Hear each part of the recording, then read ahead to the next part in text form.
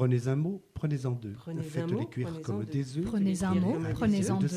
Prenez un mot, prenez-en deux. Prenez un petit comme des œufs. Prenez un petit d'innocence. Faites un grand et à petit d'innocence. Petit feu de la chauffer à verser la sauce. Petit feu de la saupoudrée de verser la sauce. Mettez les saupoudrées de quelques voulez-vous donc en venir à écrire, mettez les voiles.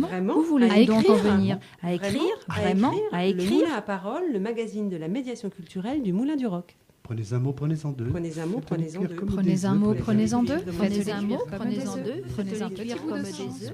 Bonjour et bienvenue dans le Moulin à Parole.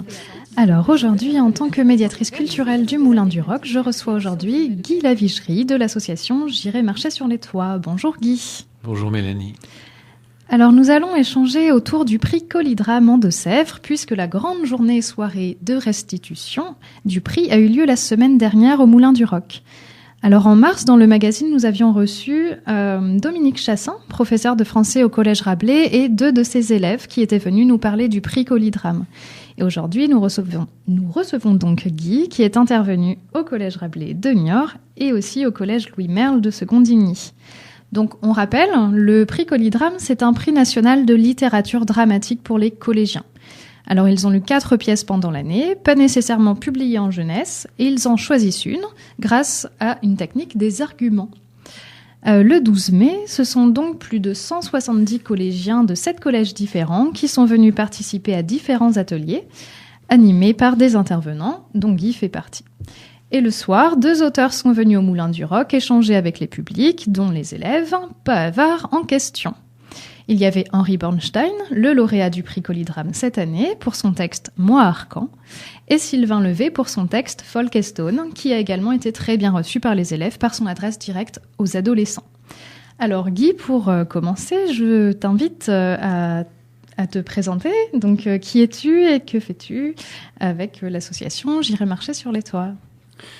Eh bien, pour ma part, personnellement, ça fait longtemps que je suis dans le théâtre.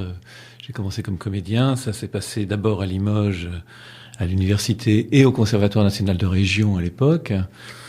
Et puis, je souhaitais être comédien et j'ai finalement surtout fait le metteur en scène à travers mon parcours éclaté, ici, en France et un peu à l'étranger. Et j'ai souvent travaillé avec d'autres compagnies que celles que je n'ai jamais eues, parce que je n'ai pas eu de compagnie.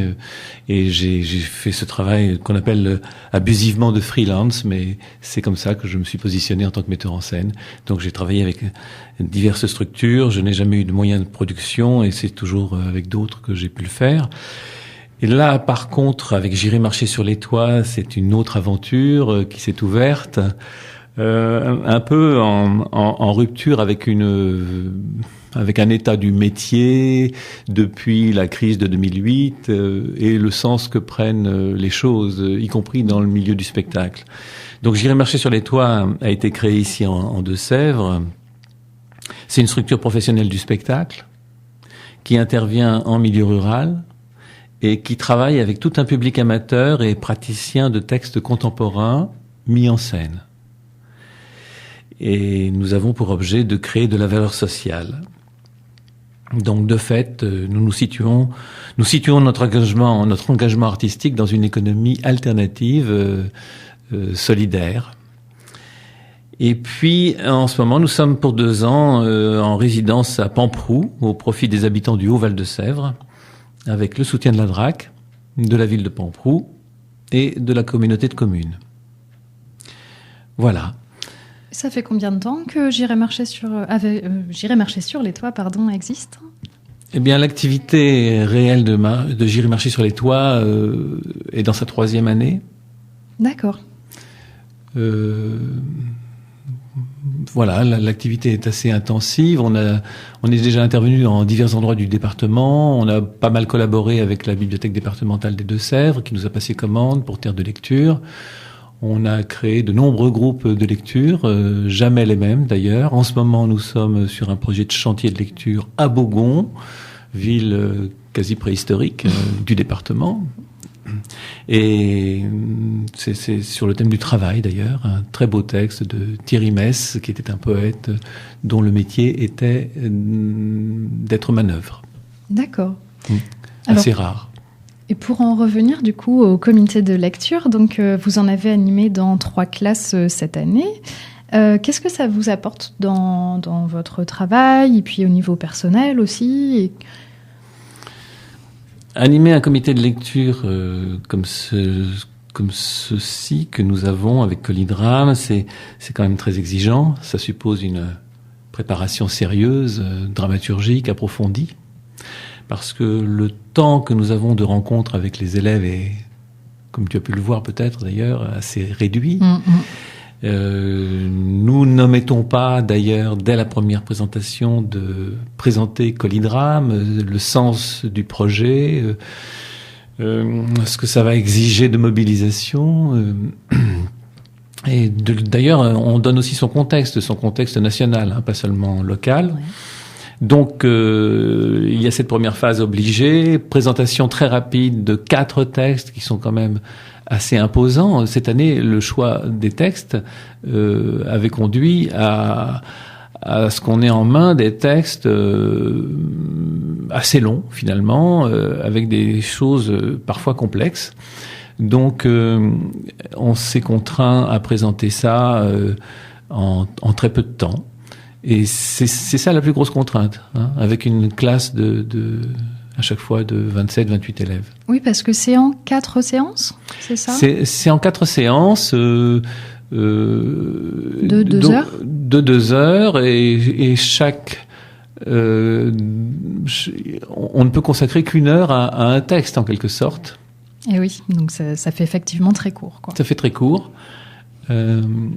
Donc, en plus, la classe n'est pas une classe d'enfants volontaires, c'est une classe entière. Donc, c'est un choix d'un professeur qui a voulu s'engager dans le prix Colidrame avec ses élèves en sachant que ça leur apporterait quelque chose. Mais les élèves, eux, ne le savent pas au moment où ça commence. Et on fait avec tout ce petit monde. Et oui, et puis il y a cette belle finalité aussi de la journée de restitution.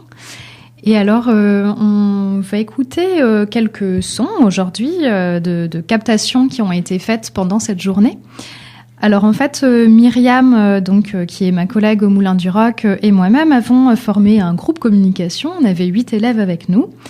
Le matin, ils ont pris des photos qui ont servi pour créer la feuille de salle le soir. Et l'après-midi, ils ont donc été interviewés leurs camarades dans les différents ateliers. Donc là, on va écouter une première captation qui a été faite autour de l'atelier technique. Qu'est-ce que tu fais dans le groupe communication ? On pose des questions. Et voilà. Donc vous faites quoi précisément, vous, à la régie ? En fait, on règle tous les sons des micros. Et là, on a appris à faire tous les réglages gain micro et tout ça. Puis les réglages des enceintes. Puis c'est tout, à peu près. Ouais. C'est compliqué tout ce travail ? La table de mixage est compliquée à apprendre. Ouais. Il y a surtout beaucoup de manip à faire. Il y a beaucoup de choses à apprendre. Ça va, t'apprends vite, mais je retiens pas tout en fait. Je retiens pas tout, c'est compliqué. Bonjour, donc là on est au groupe technique. De quel établissement vous venez ? Collège Joumerle, seconde ligne. Chef Bouten. D'accord, est-ce que vous pouvez nous donner des précisions sur ce que vous avez fait aujourd'hui ?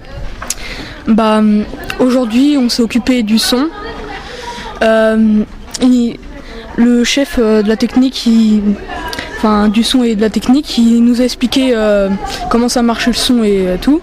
Il nous a montré les différents groupes de sons qu'il pouvait y avoir.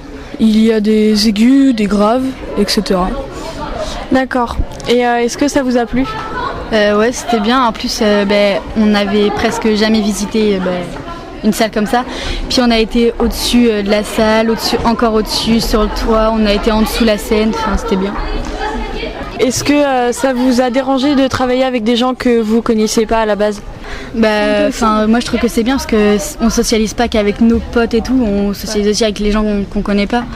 Et ça nous apprend à travailler avec d'autres gens aussi. D'accord. Merci d'avoir répondu à ces quelques questions. Alors, moi, dans cet extrait qu'on vient d'entendre, ce que je trouve vraiment fascinant, c'est comment ils racontent en fait leur visite du Moulin du Roc, celle qui dit ah bah oui on est allé jusqu'au toit, sous la scène, ils sont à fond. Et c'est ce que je trouve vraiment intéressant dans ce projet, c'est que c'est vraiment global. Ils vont jusqu'à la découverte du théâtre, mais voilà jusqu'au bâtiment quoi. On dirait qu'elle visite l'opéra d'ailleurs.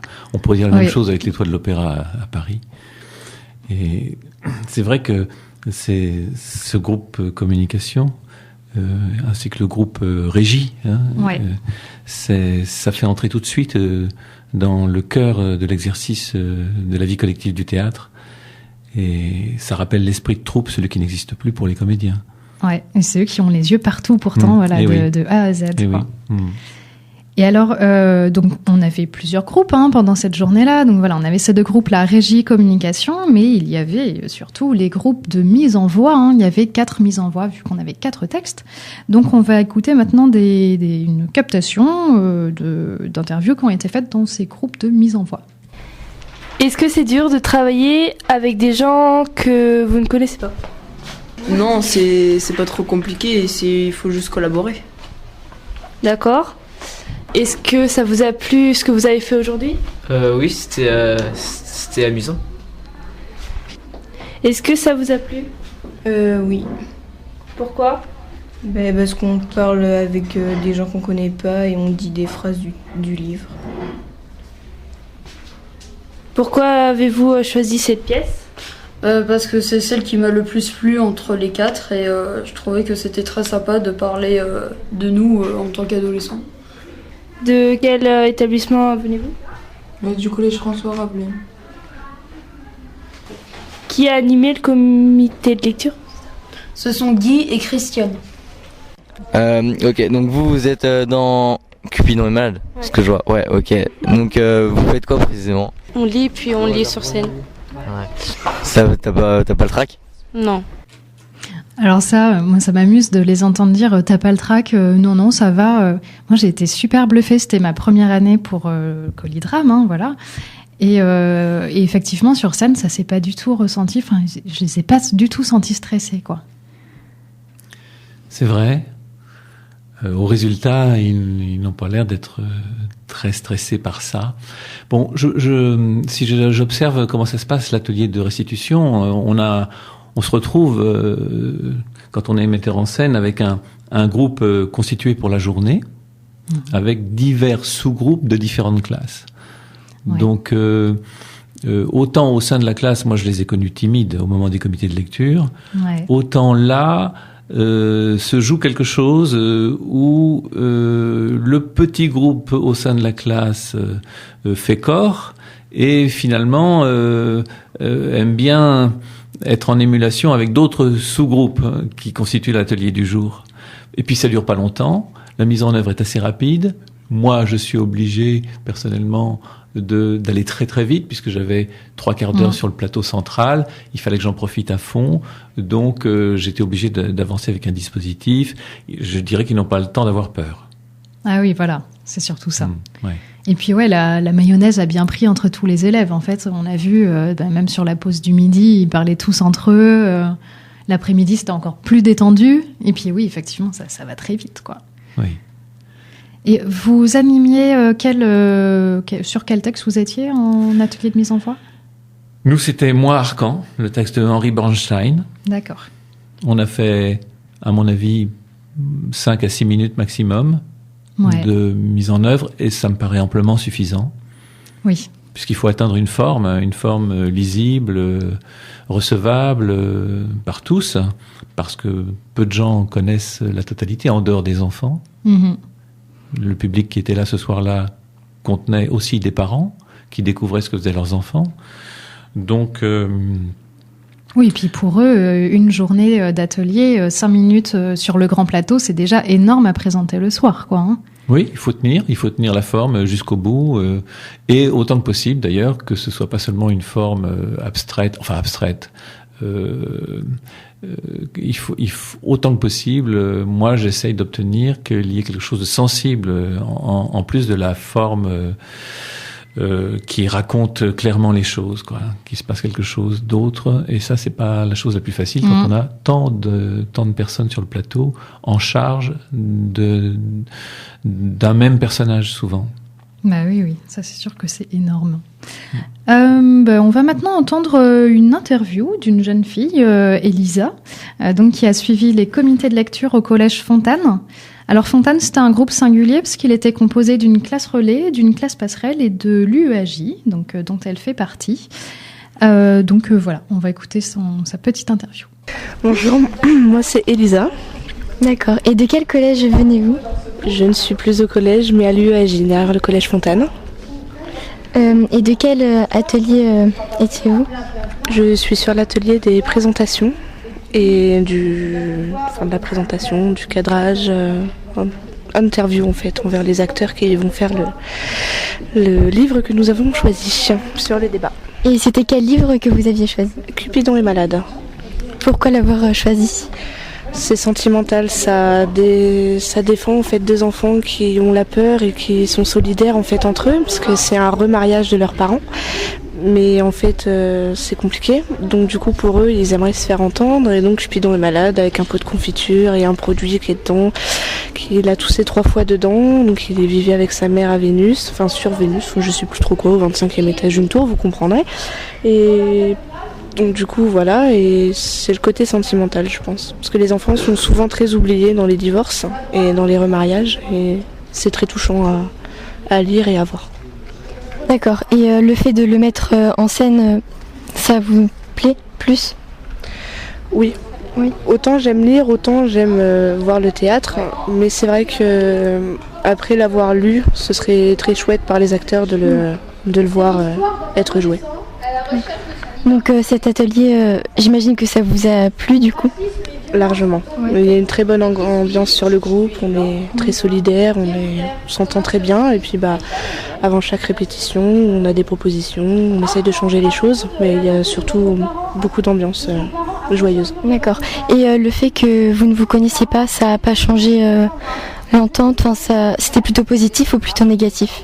Effectivement, j'aurais pu penser que c'était négatif, parce que nous sommes avec 2 jeunes garçons du collège de Rabelais qui ont 13 ans, qui sont en 4e. J'aurais pensé qu'ils ne se seraient pas du tout intégrés aux plus vieux, et puis en fait, je me rends compte que déjà on est tous différents, mais on est tellement égaux à la fois.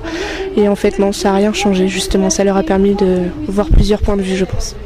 D'accord, donc est-ce que vous avez quelque chose à rajouter de plus sur votre journée ou... Non, juste hâte de voir ce qui va se passer à 19h. D'accord, merci. Au revoir. Je reconnais là Elisa, avec qui je travaille par ailleurs. On prépare en ce moment une présentation publique le 21 juin à Pamproux, à l'espace culturel, avec l'UEAJ, d'une forme théâtrale sur le thème « Avoir 20 ans aujourd'hui, ici et ailleurs ». Bon, Elisa est un petit peu en avance, elle en a 17. Néanmoins, elle est très mûre. Comme on peut le voir, elle a une grande acuité. Elle nous a plusieurs fois dit qu'elle était lectrice. Et c'est vrai qu'elle lit, elle est capable de lire très vite, elle est capable de prendre connaissance très rapidement d'un texte. Et là, je vois qu'elle a bien pris la défense de Cupidon. Ouais. Alors peut-être que ça résonne pour elle, on peut le croire. Il y a beaucoup d'enfants qui, en effet, dans notre société, connaissent cette histoire des parents, au niveau familial, des parents séparés. Donc, oui, c'est assez remarquable la façon dont Elisa est capable de tenir son propos. On l'entend dans le... Ouais. Et puis alors même sur scène, moi du coup, elle m'a impressionnée. Elle a été, elle s'est changée en fait. Voilà, toute la journée, elle avait une tenue, de tous les jours, disons. Et puis le soir, alors là, c'était le festival de Cannes avant l'heure. Elle a eu un doute avant de monter sur scène. Elle s'est demandé si elle en faisait pas trop. Ouais. Mais finalement, ça avait tout à fait son charme. Ah bah oui. Et puis elle avait toute la posture. Elle a mené son petit groupe. Ah ouais, elle était top. Elle a un côté perfectionniste, et donc ça se ressent. C'est aussi pour ça. Et alors, du coup, cette restitution à Pamproux, c'est que du coup, vous avez mené des ateliers pendant l'année, c'est ça ? Oui, avec l'UEAJ, donc, un groupe de jeunes de l'UEAJ qui ne sont pas scolarisés, et également des jeunes issus de la classe relais qui, eux, le sont encore. D'accord. Et donc, on a mis en jeu un questionnement autour d'un texte de Maëlys de Kerangal qui s'appelle Tangente vers l'Est, qui raconte une très belle histoire d'un jeune russe conscrit qui a 20 ans et qui part au service militaire avec tous les effets mortels supposés de ce service militaire, et donc il va déserter. Il va même rencontrer dans ce train une Française, une femme mûre française, qui elle déserte son amant russe. D'accord. En fuyant vers l'Est. Donc encore une histoire qui leur parle. Oui. En tout cas, c'est une histoire qui pose des questions essentielles quand on a cet âge-là. Et puis, on ne peut pas faire autrement, d'ailleurs, que de faire le rapport aussi avec le texte de Blaise Cendrars sur la prose du transsibérien. Je ne sais même plus si c'est la prose du transsibérien. Enfin, en tout cas, le texte de Cendrars sur le transsibérien, qui date de 1913. D'accord. Et alors, du coup, ces jeunes de l'UEAJ, ils ont eu double atelier théâtre cette année, avec vous et puis les comités de lecture de Colidrame. Oui. Au final. Ah ouais, oui, donc, oui, tout à fait. Eux, effectivement, ils avaient de quoi être à l'aise le soir du 12 mai. Oui, je pense qu'Elisa, là, elle a accumulé un certain nombre de compétences à la mesure de ce que nous faisons, mais on le sent, on sent qu'elle est bien impliquée. Ouais. J'en dirais tout autant d'ailleurs de Florian, qui est un garçon très étonnant également, et qu'on verra le 21 juin. Et la forme vers laquelle nous nous orientons contient aussi des enregistrements de voix et d'images filmées avec les jeunes de l'UEAJ, et ces images ont été réalisées par le jeune réalisateur Victor Tiré. D'accord, pendant les ateliers du coup. Pendant les ateliers, on verra ce travail-là en restitution. Super. Alors, Guy, vous aviez choisi une petite chanson pour la pause musicale, me semble-t-il. Oui, voilà, qui nous renvoie à l'Amérique latine, à l'Uruguay précisément.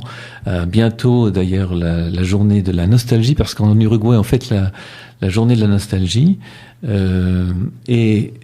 Donc, la musique qu'on va entendre est une chanson de Alfredo Citarrosa. Ça s'appelle Milonga para una niña, et moi j'ai entendu pour la première fois la voix de Alfredo Citarrosa dans une petite ville qui s'appelle Colonia, en face de Buenos Aires, sur l'autre rive, et c'était comme un dimanche dans le vide, et le son venait d'un bar déserté, et c'était très impressionnant. Et donc je n'ai eu de cesse de retrouver ce chanteur que depuis j'ai fréquenté comme ça à l'écoute.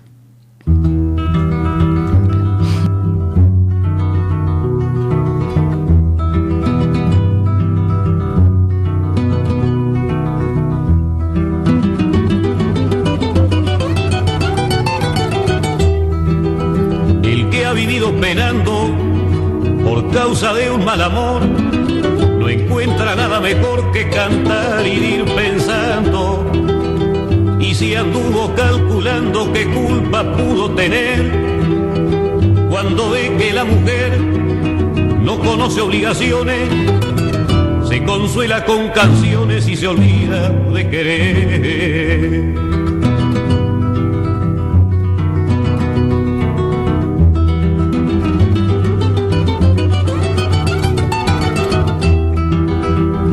Niña, te pido que no me guardes rencor. Yo no puedo darte amor ni vos podés darme olvido. Yo sé que en cualquier descuido me iba a bolear contra el suelo, y aunque me ofrezcas consuelo, yo no lo puedo aceptar. Puedo enseñarte a volar, pero no seguirte el vuelo.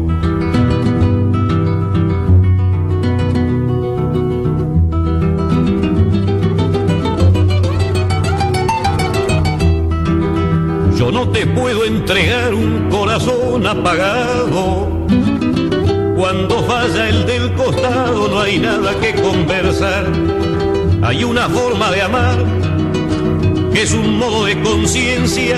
Hay un amor que es paciencia y otro que es solo aromar. ¿Cuál amor te podría dar quien amara tu inocencia?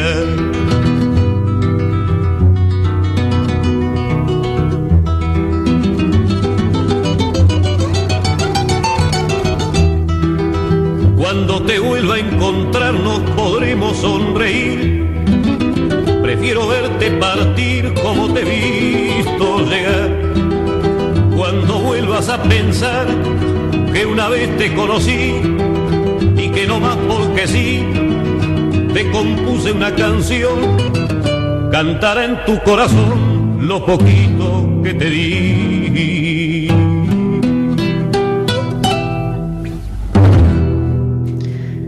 Nous sommes toujours dans le Moulin à Parole, le magazine d'éducation artistique et de la médiation culturelle du Moulin du Roc.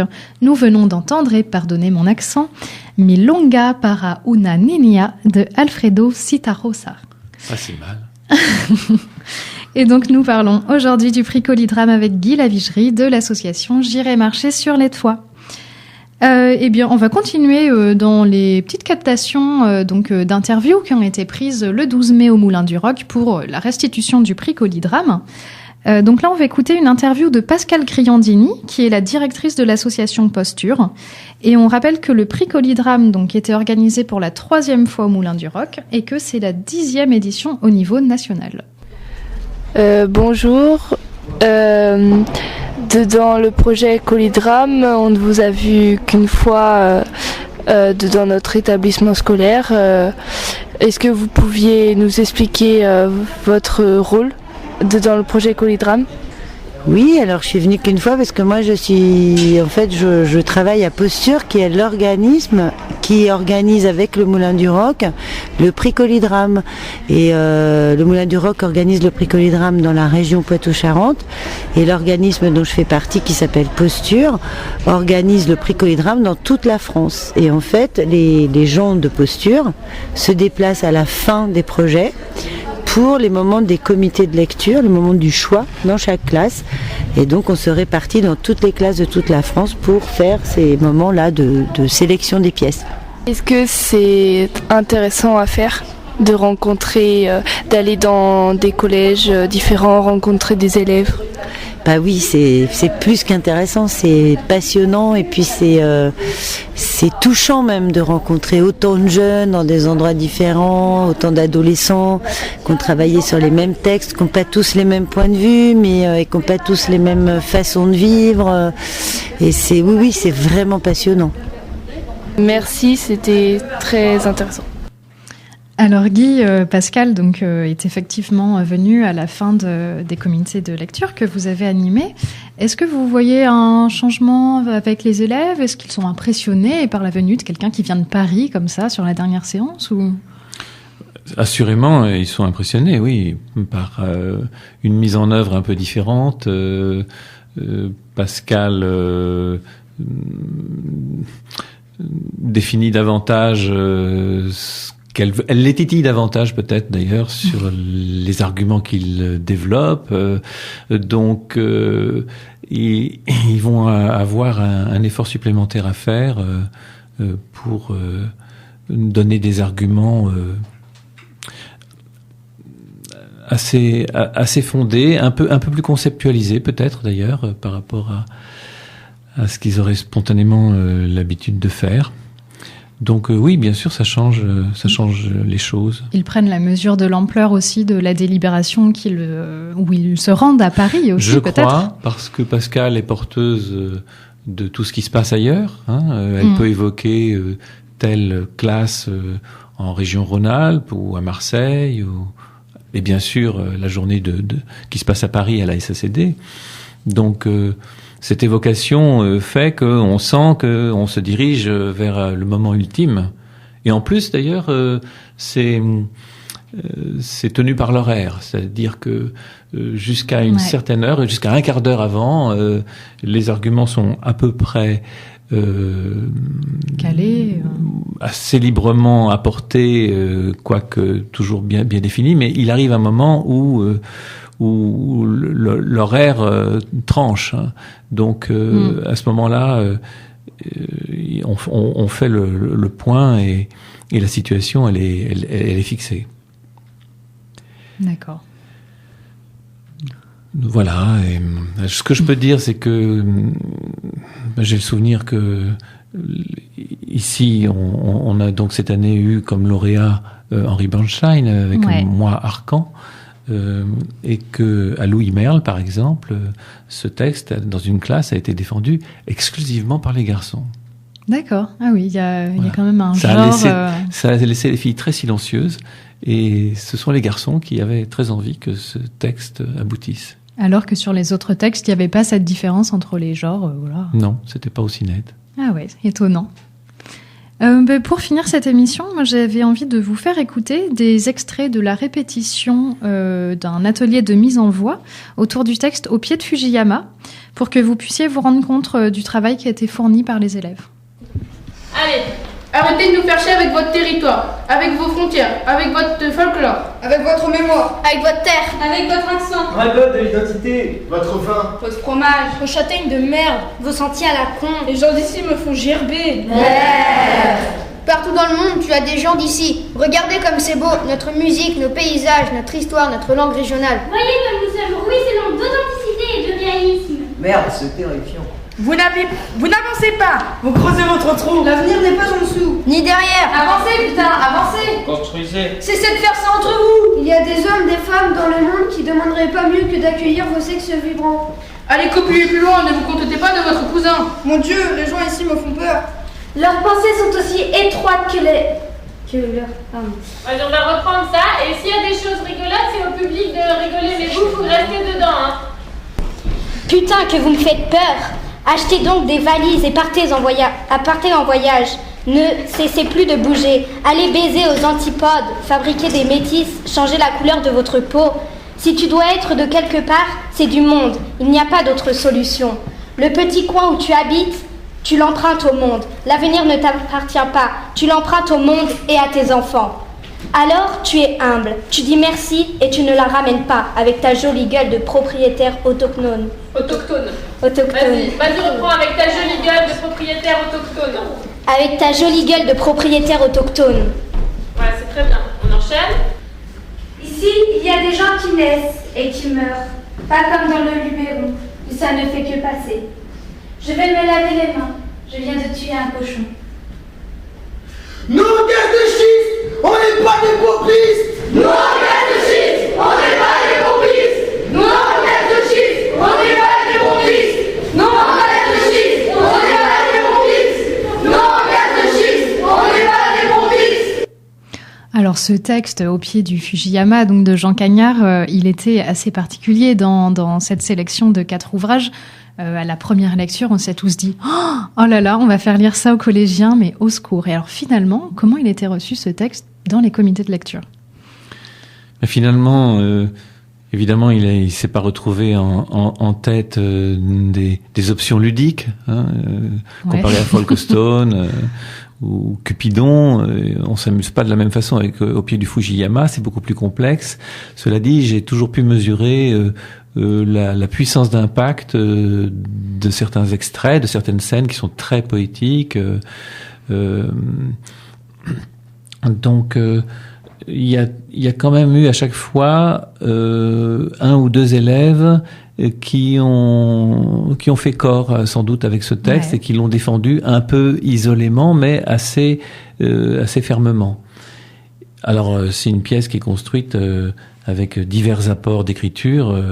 Ça va de la fiche pédagogique, comme il dit. C'est construit en 3 parties. Donc ça peut contenir de la fiche pédagogique, mais aussi des témoignages qui sont dispersés en une 50aine de personnages, par exemple, tous assez anonymes. Donc ça, c'est pas si simple que ça. Et puis il y a de très belles scènes en milieu rural. Donc c'est un texte qui est construit pour parler d'une région qui est en situation de désastre économique, après fermeture de ce qu'on comprend être une mine dans le sud de la France. Donc ça crée un texte je dirais, ça fait l'état ça rend compte d'une situation de désastre socio-économique, et tout arrive dans le texte de diverses manières. En même temps, par exemple, il est capable d'introduire des comparaisons historiques ou bien scientifiques. Il compare le travail du mineur avec la vie du sanglier. Donc des choses assez mystérieuses qui viennent se greffer les unes à côté des autres et qui donnent une densité très grande à ce texte. Et puis c'est un livre aussi où avec ses différentes parties, on peut aussi piocher dedans. Il n'y a pas une continuité dans l'histoire ou quoi. On peut en lire des morceaux comme ça assez facilement. Oui, il y a des scènes qui peuvent être tout à fait autonomisées. Ouais.